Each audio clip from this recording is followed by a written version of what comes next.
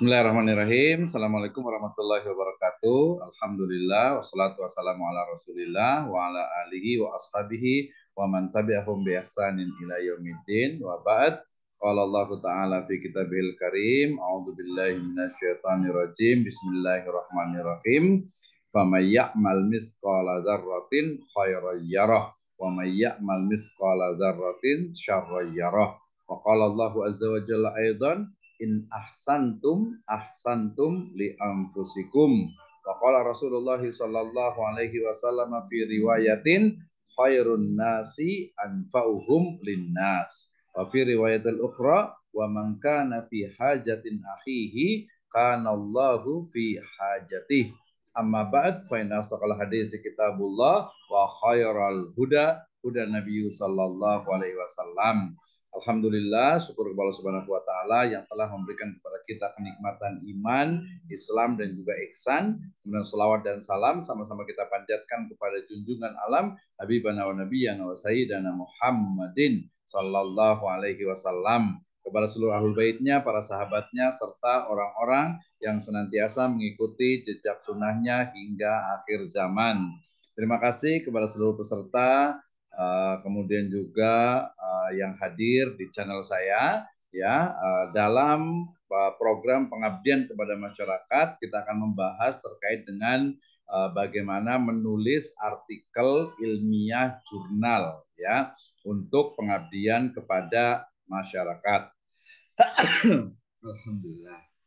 Ya, masih bersama saya Abdurrahman Misno. Baik, kita lanjutkan ya. Setelah kita membahas tentang bagaimana energi ya dari Al-Qur'an ya terkait dengan kita itu harus berbuat baik ya kepada orang lain, membantu orang lain, kemudian juga hadis dari Nabi sallallahu alaihi wasallam, salah satu dari karakter khairun nas anfa'uhum linnas ya. Sebaik-baik manusia adalah yang paling bermanfaat bagi orang lain. Demikian juga ya, siapa saja yang bersedia membantu keperluan saudaranya, maka Allah Subhanahu wa taala akan membantu keperluannya. Wa man kana fi hajatin akhihi kana Allahu fi hajatih ya. Dari ayat Al-Qur'an dan hadis ini menjadi energi luar biasa bagi kita untuk senantiasa memberikan manfaat kepada orang lain ya. Salah satunya adalah melalui program pengabdian kepada masyarakat. Nah, apabila ya PKM ini sudah dilakukan, sudah selesai, maka ahsan ya lebih utama ketika itu kemudian bisa dibaca oleh orang lain, sehingga ya pengabdian kepada masyarakat mesti ya harus itu dilaporkan ya, dipublikasikan ya, baik dalam bentuk ya laporan PKM itu sendiri ya untuk lembaga atau donatur, ataupun juga dalam bentuk artikel jurnal ilmiah yang nantinya akan dibaca oleh orang lain ya. Ketika PKM kita sudah dilaksanakan, identifikasi masalahnya sudah betul, metodologi yang digunakan juga sudah tepat, maka berikutnya ya memberikan solusi kepada masyarakat dan memublikasikan dari pengabdian kepada masyarakat tersebut. Nah, bagaimana how to publish our journal article dalam community empowerment ya? Jawabannya kita akan bahas sama-sama di pembahasan tentang bagaimana menulis artikel ilmiah PKM. Baik, Ibu dan Bapak sekalian, teman-teman semuanya ya, ketika bicara tentang artikel ilmiah, tentu yang terbayang dalam diri kita itu adalah artikel ilmiah hasil penelitian ya. Sejatinya berbeda, tetapi tentu saja ada beberapa kesamaan ya, sama-sama diterbitkan, sama-sama artikel ilmiah ya, sama-sama memberikan satu pandangan, satu inovasi, satu teori yang bisa bermanfaat untuk pembaca dan juga masyarakat. Baik. Nah, untuk menulis artikel ilmiah ya dalam pengabdian kepada masyarakat, tentu saja kita harus paham ya tentang strukturnya dulu. Sebagaimana artikel ilmiah lainnya, maka yang namanya struktur itu tentu saja dimulai dari judulnya ya. Setelah judul kemudian nama penulisnya, baik satu orang ataupun sampai maksimal 5 orang ya. Kemudian setelah judul ya, kemudian penulis, kemudian lembaga afiliasi dan juga emailnya. Nah, berikutnya adalah ada abstrak ya, artinya ringkasan kemudian ditambah dengan keyword ataupun kata kuncinya. Nah, bagian-bagiannya dari artikel ilmiah itu adalah ada pendahuluan ya, kemudian metodologi, kemudian ada pembahasan dengan tentu saja di sana ada solusinya dan juga kesimpulan ya.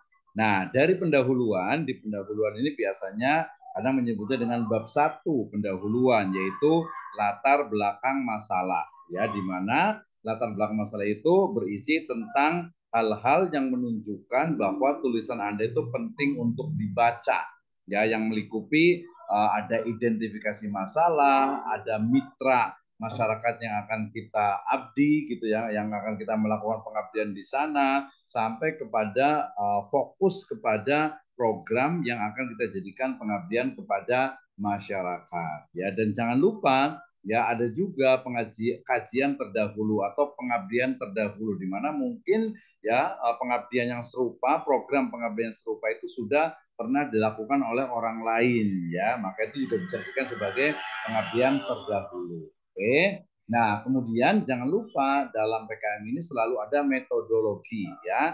Di video sebelumnya kita sudah bahas tentang bagaimana metode dalam melaksanakan pengabdian kepada masyarakat. Dia bisa menggunakan participatory action research ataupun juga bisa menggunakan asset based community development atau ABCD ya. Nah, pengertian ini saya yakin boleh lihat di video saya yang terkait dengan dua metodologi ini. Bagaimana implementasinya? Nah, nanti tentu saja dituliskan dalam artikel ilmiah untuk pengabdian kepada masyarakat. Ya, berikutnya adalah pembahasan ya. Otomatis di pembahasan ini adalah berbicara tentang pelaksanaan, kemudian juga tabel untuk memastikan adanya kondisi sebelum dan sesudah ya, before and after-nya dari program kita yang berjalan, kemudian substansi yang akan ditulis, ya gambaran kondisi sasaran ya. Sebelum PKM tadi biasanya kalau di kuantitatif itu ada pre-testnya ya, setelah itu ada post-testnya ya, kemudian juga proses pelaksanaan PKM ya, ini penulisannya ya. Nah, harus ada perubahan ya, terutama di post-testnya. Nah, setelah itu baru ada kesimpulan dan juga saran-saran ya. Jadi urutan dalam menulis artikel jurnal ilmiah gitu ya. Nah, ini seperti ini ya. Jadi mulai dari judul tadi sudah jelaskan kan.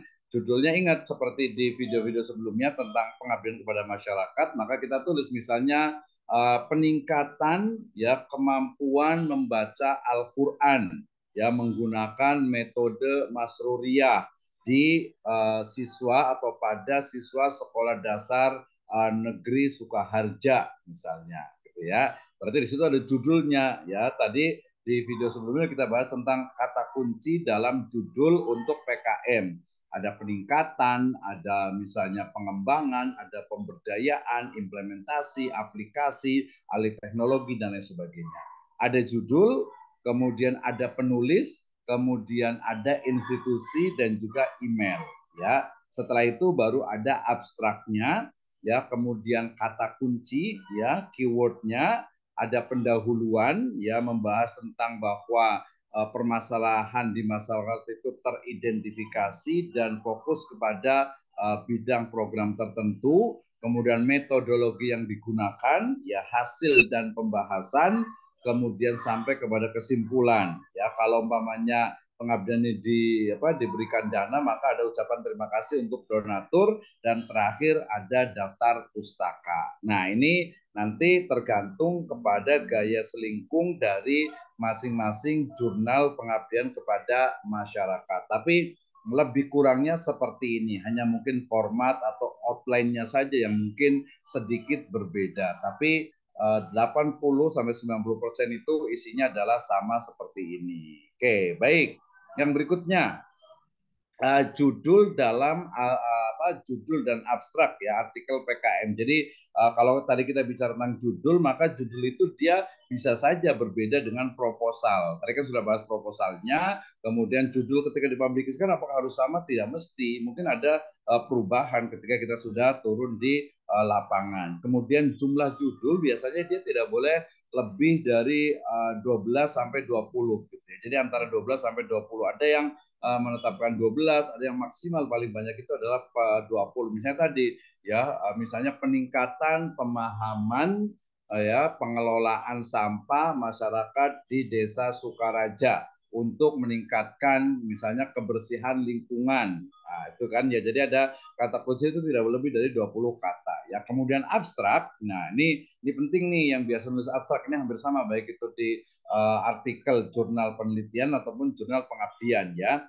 Jadi ada yang menggunakan satu paragraf, tapi ada juga menggunakan 3 paragraf ya. Nah, kemudian jumlah katanya ada yang 150, ada 250, ya ada yang sampai 500. Tapi rata-rata 250 ya, 200 sampai 250 kata. Sistematikanya ya, jadi walaupun dia satu paragraf ya, dia ada latar belakang di paragraf pertama, ya lanjut dengan metode yang digunakan, ya kemudian hasil dari pengabdiannya itu dan juga implikasi serta simpulan. Ya, jadi itu isinya. Jadi latar belakang misalnya berbicara tadi tentang peningkatan kemampuan membaca Al-Quran, ya percepatan baca Al-Quran gitu, bahwa oh ternyata masalahnya itu adalah anak-anak SD di satu desa gitu ya, ternyata di satu sekolah dasar negeri misalnya kemampuannya itu kurang lambat, mungkin ada kelas 3, kelas 4 belum lancar baca Al-Quran, maka harus dicari metode yang tepat. Oh ada metode ini nih, ya misalnya metode Masuriyah misalnya gitu ya, atau mungkin Kiroati atau Umi gitu ya, maka kemudian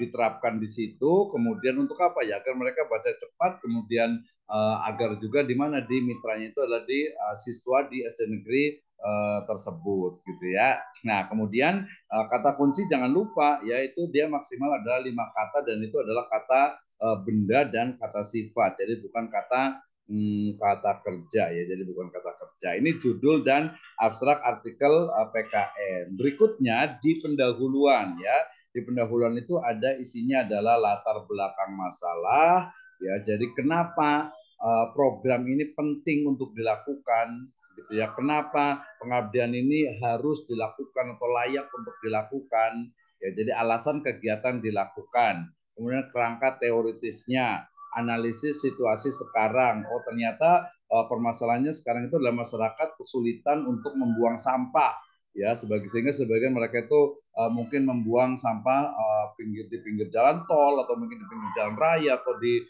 sungai gitu misalnya gitu ya. Maka itu adalah analisis situasi sekarang, atau mungkin pendapatan mereka itu kurang, untuk berobat juga susah, kemudian untuk mungkin menyekolahkan anaknya itu juga susah. Itu juga adalah identifikasi masalah. Rumusan masalah berarti kita fokus kepada ya satu bidang tertentu saja gitu ya, satu bidang yang akan kita jadikan project, kemudian kita cari solusinya ya. Kemudian tujuan dari kegiatan PKM itu apa? Meningkatkan ya, kemudian memberdayakan, kemudian juga mungkin mengaplikasikan atau mungkin memudahkan gitu ya, dan seterusnya ya. Ini adalah di bagian pendahuluan. Yang berikutnya adalah dari sisi metode. Jadi pastikan dalam memilih mitra sasaran, ya kemudian alat yang spesifik digunakan, apakah dia menggunakan teknologi atau menggunakan metode atau menggunakan model, itu dipastikan. Kemudian desain alatnya, kinerja dan produktivitasnya. Ya ingat, karena PKM itu bukan penelitian, maka bukan untuk uji coba gitu ya. Jadi mungkin uji coba misalnya penanaman paria misalnya gitu, pare misalnya, atau uji coba penggunaan kompos ya untuk padi ini. Oh itu bukan pengabdian, itu mau uji coba gitu ya.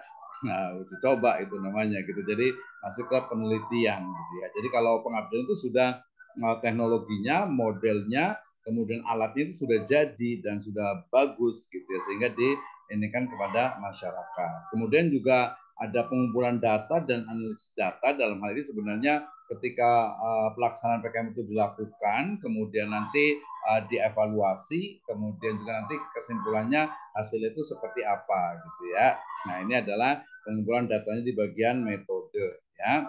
Berikutnya adalah dari sisi yaitu hasil dan pembahasan. Ini di bab 3 biasanya gitu ya. Kadang juga langsung masuk ke bagian hasil dan pembahasan tanpa menggunakan bab gitu ya. Nah, di hasil dan pembahasan maka tampilkan hasil deskripsi yang jelas ya, yang didukung oleh ilustrasi, kemudian tabel, gambar, diagram, mungkin ada chartnya gitu ya, sehingga akan memudahkan bagi pembaca untuk melihat oh ternyata masyarakat di sini tuh awalnya seperti ini gitu ya. Tadi pengawasan kurang bagus, tapi setelah ada program ini kemudian sampahnya itu lebih rapi, lingkungannya itu lebih bersih dan lain sebagainya gitu ya. Ada juga mungkin yang melihat oh tadi awalnya anak-anak itu baca Al-Quran itu lambat, kelas 3, kelas 2 belum baca Al-Quran, tapi setelah buat program ini ternyata oh cuman 3 bulan misalnya mereka langsung lancar membaca Al-Quran misalnya. Ya, oh dulu mungkin di sini tuh kesehatan masyarakat tuh kurang terjamin. Setelah ada program ini kemudian masyarakat itu berobat itu mudah dan lain sebagainya gitu ya. Ya, jadi tampilkan tuh. Kemudian yang berikutnya adalah pembahasan harus mampu mengungkapkan dan menjelaskan hasil yang diperoleh terutama menggunakan acuan referensi ya. Jadi pembahasannya itu ketika melakukan kegiatan, oh kegiatannya itu adalah seperti ini, pelatihan, misalnya mungkin ada seminar, ada workshop, ada langsung melatih skillnya, kemudian juga pemberdayaan dan seterusnya itu diungkapkan dengan referensi tentu saja ya. Tidak perlu menyampaikan proporsi pernyataan mitra, misal dalam bentuk persentase gitu. Jadi ketika mereka mungkin mitra itu merasa apa misalnya memiliki ide gagasan gitu ya, ya maka kita akomodir gitu ya, kita akomodir. Tapi kemudian yang kita lakukan itu adalah yang memang yang kita laksanakan ya, kemudian kita identifikasi, kemudian kita cari solusi, kemudian kita laksanakan dan hasilnya adalah benar sesuai dengan prosedur. Nah, implikasi dari temuan jangan lupa. Jadi implikasi ini apa nih? Ya efek positifnya apa setelah program ini dilaksanakan tentu saja gitu ya. Ini adalah hasil dan pembahasan. Kemudian setelah itu adalah penutup ya. Penutup ini otomatis ada kesimpulan. Jangan lupa kalimat itu dibuat ringkasan dan bukan pengulangan. Tadi ucapan terima kasih juga untuk pemberi dana dan juga pihak yang lainnya ya.